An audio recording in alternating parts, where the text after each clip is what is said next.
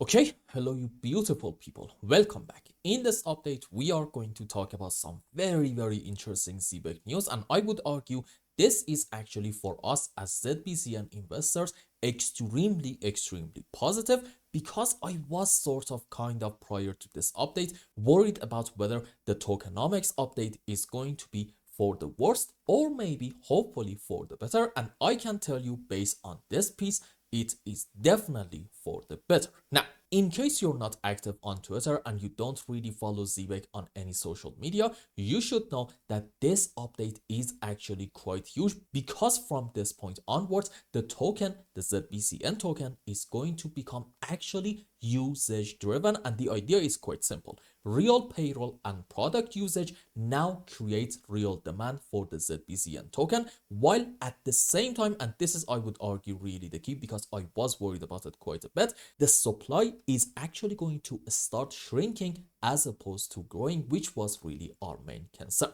Now, in case you don't know anything about the tokenomics, you should know that in ZBEC we have about 100 billion tokens overall, and the supply is absolutely 100% capped, and especially with the final token unlock scheduled and reportedly completed by March of this year, basically in about 2 months, the so-called inflation phase in ZBEC is actually ending, and from that point onwards, buybacks funded by actual revenue is going to start pushing ZBCN into, this is really, as ZBEC investors, the key word for us, a deflationary setup. So let's talk about this update in very specific details. And first, I think we have to talk about the payroll and product fees, because they are now matter more than ever. You see, basically, employers who are using ZBEC, either they are going to pay fees directly in ZBCN token, or maybe they are going to pay the fees with a stable coins,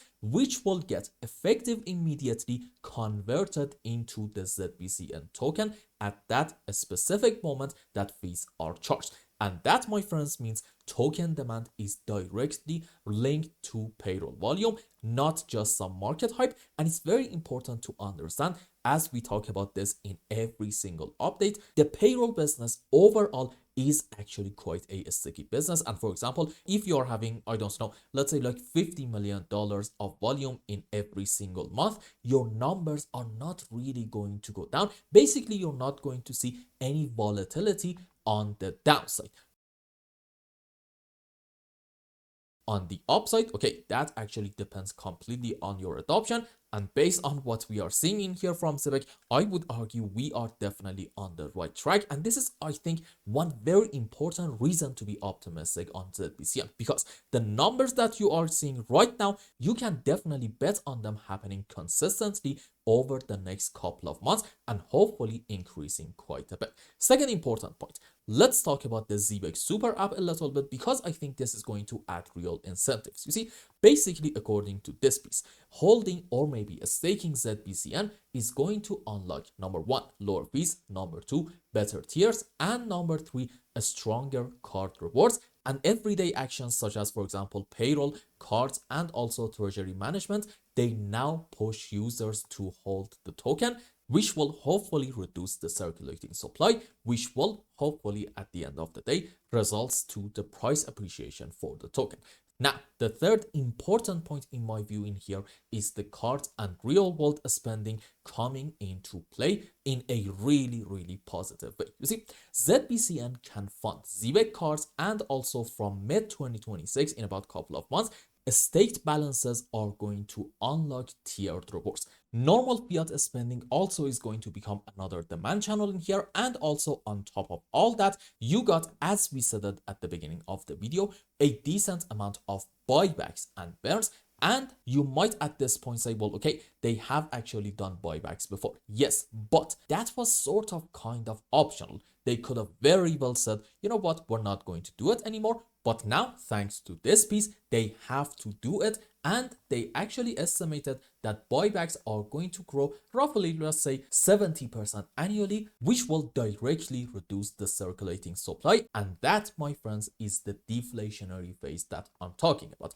And let's be honest, I actually don't really care about the deflation inflation aspect itself, I think that might be more of a narrative as opposed to a reality. What I really do appreciate and care about is the fact that they did not uncap the supply. Okay, for some odd reason, I don't know why, but for some reason, let's say recently, changing the tokenomics to inflationary in a lot of crypto projects sort of kind of has become popular, and that I don't really think in the mid to long term is going to end well for them. And thank God that ZBCN did not fall into that trap. So overall, I would argue in the mid to long term, this update is actually extremely positive, and overall I do think this will lead to the price appreciation for the token. And you might ask, well, okay, why haven't we done anything basically in the last, let's say, 20-30 days? That, my friends, is because right now the precious metal market is actually stealing the show. I mean, have you really looked at what silver is doing right now?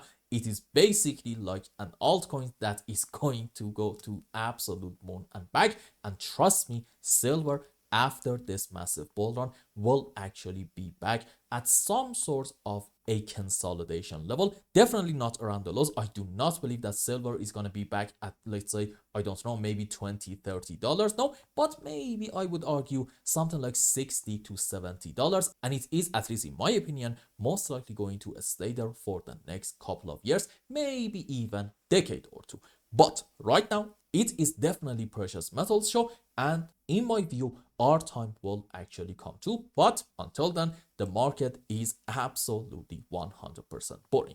Now, if you remember, the last time that we talked about ZBCN, I think we were right around these areas, and the idea was that, well, okay, in an ideal scenario, we want to consolidate a little bit and then have another move on the upside. No, I think the last time that we talked about ZBCN, specifically, we were right in here, and the idea was that, well, okay, we can have a bit of a move on the downside, but if we don't really take this importance low, it would be really ideal. Why is that? Simple reason, actually. You see, my field of works is Elliott waves, and in terms of Elliott, if you want to argue maybe around these areas we're gonna have our final low, okay, fair enough. Show me off of the lowest low then. A 1, 2, 3, 4, 5 wave up in order for me to flip absolutely bullish. This specific scenario is called an impulsive structure. Rules for it are, we should not have overlapping of the waves between wave 2 and 4, and in any kind of 5 wave, our wave 3 should not be the smallest wave. And when it comes to the sub waves, you probably know what I'm about to say, and you're probably bored of hearing it, but hey, we're gonna do this in every single update, whether you like it or not. We're gonna have 5 wave up into wave 1, 3, and 5, and for wave 2 and 4, we're gonna have different scenarios. Let's say ABC for 4 in this case, and maybe like a WXY structure into our wave 2. Now, sometimes, as opposed to an impulse, we can have a correction structure up, and one very simple example of a correction can be an ABC zigzag. And when it comes to the subwaves for this thing, we're gonna have 5 wave up into wave A and C, and for our B leg, we can consider so many different possibilities. One that I want to talk about in this update is actually an A, B, C, D, E, a triangle structure into wave B. Now, having said all this, let's go on the live chart and see what is going on, because I don't really think that there's actually like any point denying the fact that this structure from maybe here to potentially around these areas does look something like this. Maybe a 1, 2, 3, 4, 5 wave on the upside. Followed by that, you can consider many different possibilities. For example, if you want to be a bit bearish in ZBEC, personally, I still doubt about this scenario being my base case. But if you like to be a bit bearish, then okay, you're probably going to argue that from this point, pay attention here and not necessarily the lowest low, we are having yet another maybe like 1, 2, 3, 4, 5, something like this. And on a higher degree, maybe these are the subwaves for an A, B, C zigzag. And for our wave B, you know it, we're gonna have maybe like an A, B, C, D, E, a triangle structure. Now, this scenario might end up playing out, and you might be able to count on it a little bit more the moment that we end up going down in ZBEC and taking this important low right in here. So the importance of this low is from this very, very important perspective, and it might very well confirm that this is actually a correction up in ZBEC, meaning what? Unfortunately, at least according to this scenario, we may witness some more downward price action, something like this. Now, I'm going to be honest with you guys. Let's say this scenario is going to happen. Even according to this thing, I'm not necessarily going to be worried as long as we're not going to end up taking this very, very important lowest low all the way down here about, let's say, like 0.214 cents. Why is this important? Because clearly, and I would like to insist on it, clearly we do have a 5 wave in here, and any kind of move down, assuming that we want to go down in ZBEC and reach to about these areas, can just be part of a correction structure, and I would argue maybe on a higher degree in form of something like an A, B, C flat structure, and after it's over, then we are going to have a beautiful move on the upside. Overall, in my opinion, downsides are actually quite limited in ZBEC, but you know what, let's hope that in like very, very short term at least, we're not going to take this. Now, question, can we have a bullish scenario suggesting the bottom is in, and from these areas hopefully we're gonna have a bit of a bounce? The answer, I think, is yes, and it's very important to understand.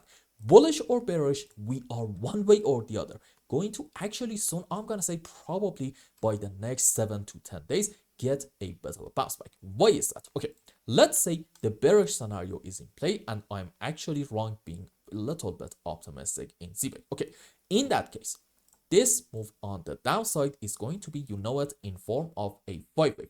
And here's a question for you. In case you are a regular viewer of the channel, you probably know this. What is going to happen after a 5 wave down? You know it. We're going to have one way or the other, a bit of a bounce back.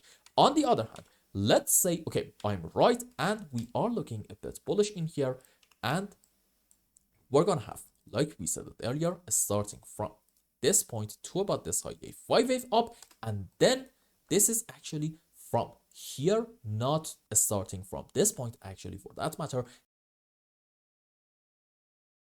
a correction structure down. And in terms of the shape of it, you probably know what I'm gonna say, right? I think we may end up having something called an ABC expanded flat, which looks like this.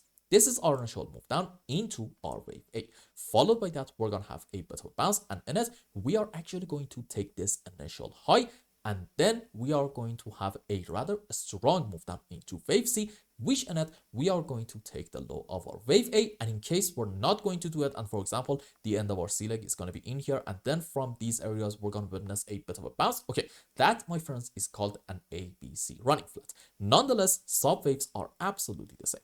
ABC into A, there we go, followed by ABC also into wave B, and then, like we said, a rather strong move down in form of a 1, 2, 3, 4, 5. Now, let's go on the live chart and see what's going on. Okay, so we said earlier, this is actually a 5 wave. Followed by that, you can argue maybe this thing to about this point is actually an A, B, C down, and then we are having an A, B, C on the upside, followed by a 1, 2, 3, 4, and then maybe like another a small move down into wave 5. And on a higher degree, according to our optimistic case, this is going to be just an A, B, C expanded flat. And again, pay attention, this is the bullish case, which in it we said this can be a 5 wave up. So on a higher degree, why not consider this thing into a wave 1 followed by a correction for wave 2, and what's next? You know it, great move up into wave 3, 4, 5. So as you can see, bullish or bearish in ZBEC, it seems like in the next couple of days we can actually expect a bit of a move on the upside, and this, my friends, is the real conclusion for today's update. If you want to know what might be next in like very, very short term, okay, overall in the mid to long term, for fundamental and I would argue technical reasons, we are looking extremely bullish and optimistic. And I'll be honest, I don't really have a whole lot of doubt about having a magnificent bull run at some point, but if you care about the short term price action, I think you should probably expect maybe a bit of a move down first in the next couple of days, and then followed by that a good bounce back. And I need you to pay full attention to the shape of that bounce, okay? Because that is going to decide the fate in here. If we are going to have a very slow and choppy bounce back, which between our pullbacks down, we're just constantly going to have overlapping of the waves. That, I'm telling you right now, it's not really going to be an optimistic sign, maybe even to a degree, sort of kind of confirming the bearish scenario, suggesting this is 5 down, this is correction up. Well, unfortunately, in this case, you do have a bit of a bearish setup on your hands, indicating the next move is on the downside in order to get to about these levels once more, about, let's say, 0.2 of a cent, generally something like a 25% move on the downside. On the other hand, if you end up getting, after this short-term move down, maybe a rather strong bounce, and by that you probably know it, right? I'm talking about a 1 2 3 4 5 wave impulse. Okay, that, my friends, is going to be a really good sign, suggesting hopefully the bullish scenario is in play, and in ZBEC soon we can expect some good moves on the upside. And here is a top tip for you: go back and check out the crypto space in every single February. You will realize that in about 95% of the time, in February's, we are actually having some good moves on the upside. And the reason for why I keep telling you, look, in ZBEC, and I would argue maybe for that matter in a lot of other altcoins as well, if we are going to go down, we do have a couple of days until the end of February, maybe even like early February, but then we are most likely, hopefully going to see some good bounce backs. And again, the shape of them is really the key point. And I hope I explained everything well and you understood what is going on in ZBCN's chart. Anyway, if you found any value in my content, I would really appreciate if you like this video and consider subscribing to my channel and follow me on Twitter. And if you want more, and I am going to do soon a complete Elios Waves analysis on Bitcoin and talk to my audience, my special members, about what might be the next in the whole crypto space. If you want to have access to those types of contents, you can become a member and ask me anything you want. And until the next update, I hope you have a wonderful time. Goodbye.